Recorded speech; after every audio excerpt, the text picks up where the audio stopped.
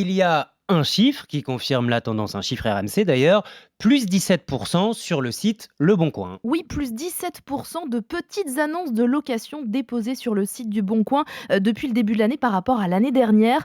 Autre preuve de cette tendance, Mathieu, des lieux dédiés à la location se créent un peu partout en France, à Quimper, à Arles et aussi à Montreuil. Ces lieux, ce sont des objets-tech, c'est comme une bibliothèque, mais avec des objets à la place des livres sur les étagères.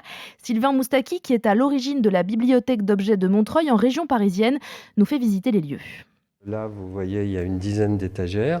Donc, elles ne sont pas encore toutes remplies puisqu'on n'est qu'au début de notre stock. Vous avez des ponceuses, vous avez des raboteuses, vous avez des tronçonneuses, des masques de soudure. Pour l'instant, on approche les 400. Notre ambition, c'est si je nous compare avec les grandes bibliothèques que je connais, par exemple à Londres ou à Ottawa ou à Genève, en général, elles tournent autour de 2 ou 3 000 objets. Ça, c'est notre vision à 2-3 ans. Pour y arriver, Sylvain mise sur les dons. 90% des objets qu'il propose à la location en sont issus. Tous les objets sont testés avant d'être mis sur les étagères, évidemment. Lors de ma visite, j'ai croisé Michel, retraitée montreuilloise, venue déposer un objet électroménager. Je viens apporter du matériel de cuisine qui peut servir à quelqu'un d'autre et dont moi je ne je me sers plus. Et d'ailleurs, ma fille a profité l'autre fois de venir emprunter du matériel. Elle avait besoin d'une décolleuse de papier.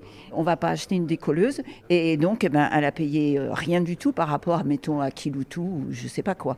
Le prêt de choses aussi, c'est très pratique parce que c'est économique et écologique aussi, bien sûr. Ici, les objets les plus demandés sont les perceuses et les karchers. Ce sont les stars sur les étagères. Et sur le site du Bon Coin, ce sont les motoculteurs et les enceintes qui sont plébiscités. Eh bien, dites-moi, bon, ça coûte combien, Caroline, de louer un objet? Alors, sur le site du Bon Coin, entre particuliers, comptez en moyenne 20 € la journée pour un karcher. Pour l'objet tech à Montreuil, eh bien, c'est comme à la bibliothèque. Il faut une carte d'adhérent, Mathieu, qui coûte entre 1 et 10 € en fonction de vos revenus. Et puis ensuite, pour la location, c'est en fonction de la valeur de l'objet que vous empruntez. Si l'objet vaut moins de 20 €, eh bien, c'est gratuit. S'il vaut plus de 1 000 €, c'est 50 € la semaine. C'est une solution économique et écologique, selon Sylvain Moustaki. Est-ce que c'est la peine d'être propriétaire vraiment de ma perceuse pour m'en servir 10 minutes par an? Avec ce que ça induit derrière, premièrement, ça vous coûte à l'achat. Deuxièmement, ça veut dire que ça a été produit.